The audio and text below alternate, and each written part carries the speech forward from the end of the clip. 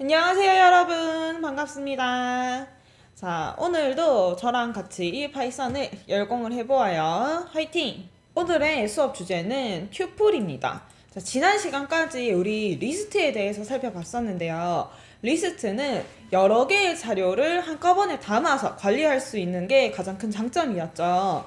자, 오늘 배울 튜플도 이 리스트와 같이 데이터를 묶어서 관리하는 자료형입니다. 자, 그런데 리스트랑 다른 점은 무엇인가 하면은 튜플은 변경이 불가능하다라고 하는 특징이 가장 큰 특징이에요. 이 말은 무엇이냐 하면은 내가 튜플을 처음에 하나 만들어 놓고 나면은 거기에 대해서는 수정을 하거나 뭐 값을 추가하거나 삭제하거나 하는 활동이 안 된다는 겁니다. 자, 이 특징을 살려서 튜플에 대해서 조금 더 자세히 살펴보도록 할게요. 제가 화면을 이렇게 세팅을 하고 한 줄씩 코딩을 하면서 개념적인 거를 같이 살펴봅시다. 자, 첫 번째는 빈 튜플 만들기입니다. 자, 지난 시간에 리스트도 아무것도 들어있지 않은 빈 리스트를 만들어 보았죠. 그것처럼 튜플도 비어있는 튜플을 만들 수가 있습니다. 두 가지 방법으로 만들 수가 있는데 첫 번째는 괄호를 사용해서 안쪽을 비워놓는 겁니다.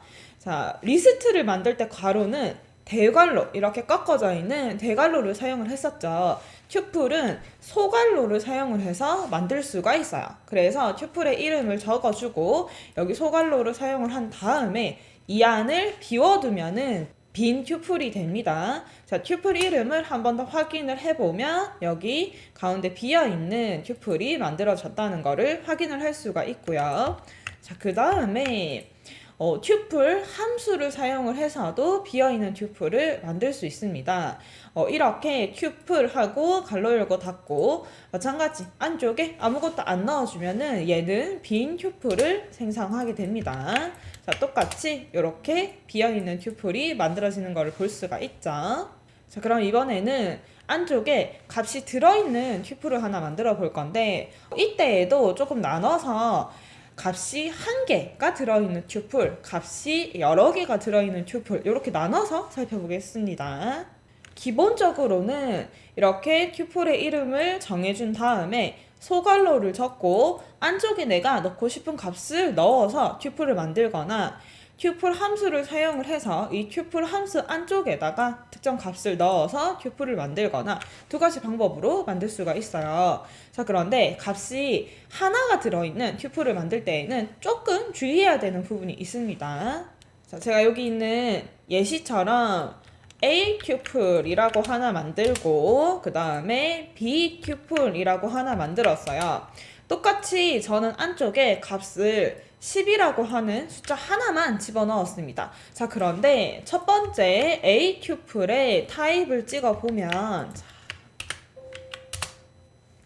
뭐가 나오냐 하면은 int라고 설정이 되어서 나옵니다. 자, 두 번째 B 튜플에 대한 값과 타입을 찍어보면은 자, 이번에는 튜플이다 라고 제대로 튜플로 만들어진 거를 볼 수가 있어요. 그래서 우리가 값을 하나만 적을 때에는 요렇게 콤마를 같이 찍어줘야지만 얘가 튜플로 인식이 됩니다. 요 점 조금만 주의를 해주세요. 여러 개를 넣을 때는 괜찮아요. 여러 개의 값을 넣을 때는 맨 끝에 이렇게 콤마를 끝나는 부분에 찍어주지 않아도 얘가 튜플로서 제대로 만들어지지만 하나의 값을 적을 때는 이렇게 콤마를 찍어줘야 된다는 거 요거 잘 기억해 주세요. 바로 이어서 여러 개의 튜플을 만드는 것도 같이 한번 보면은 이런 식으로 내가 넣고 싶은 값을 여러 개를 구성을 해서 소괄호 안에다가 넣어주면은 이렇게 튜플로 만들어지게 됩니다. 간단하죠? 자, 그 다음에 튜플의 인덱스에 대해서 살펴보겠습니다. 자, 리스트에서 여러 개의 값을 넣었을 때 맨 앞칸부터 0번 칸, 1번 칸, 2번 칸 이렇게 인덱스를 가졌었죠? 자, 튜플도 마찬가지입니다. 제가 A 튜플에다가 여러 개의 값을 이렇게 넣고 만들었어요. 뭐 숫자도 집어넣고 글자도 집어넣고 이런 식으로 만들었을 때 여기에서 값을 하나씩 프린트를 해볼까요? 0번 칸을 프린트를 하면은 맨 앞에 있는 10이 나오고 차례대로 1번 칸, 그 다음에 2번 칸, 3번 칸 이렇게 출력했을 때 앞에서부터 하나씩 값이 잘 출력되는 것을 볼 수가 있습니다.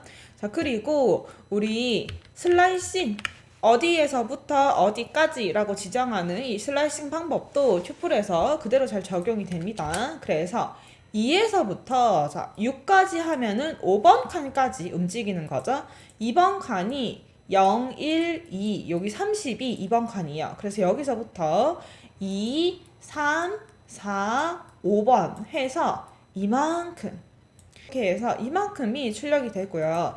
만약에 제가 이거를 자, 맨 끝에 숫자를 두 칸씩으로 바꾸면은 2번에서부터 5번까지 이렇게 두 개씩 건너뛰면서 값을 찾아와라 아까 되기 때문에 30과 여기서 시작하죠. 그 다음에 F는 건너뛰고 1.24 이렇게 해서 두 개의 값이 나오는 거를 볼 수 있습니다. 이거는 문자열, 그 다음에 리스트, 그리고 지금 튜플에까지 공통적으로 사용되는 문법이니까 이제 반복을 통해서 많이 익숙해졌죠. 꼭꼭 잘 기억을 해주셔야 되는 부분입니다.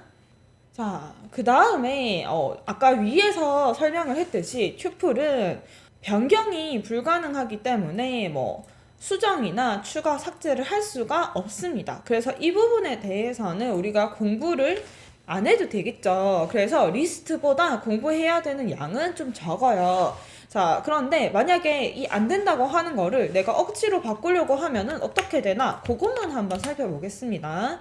자, 예를 들어서 튜플을 이렇게 만들었었는데 여기에서 0번 칸에 있는 거, 자, 여기 10이라고 하는 거를 100으로 바꾸겠다 해서 새롭게 대입을 하려고 이런 식을 적으면은 이렇게 에러를 뜨게 됩니다. 자, 리스트와는 다르죠. 제가 한번 리라고 해서 1, 2, 3 이렇게 들어있는 리스트에다가 리스트에 0번 칸에다가 10을 집어넣어라 라고 하면은 리스트는 잘 적용이 돼요.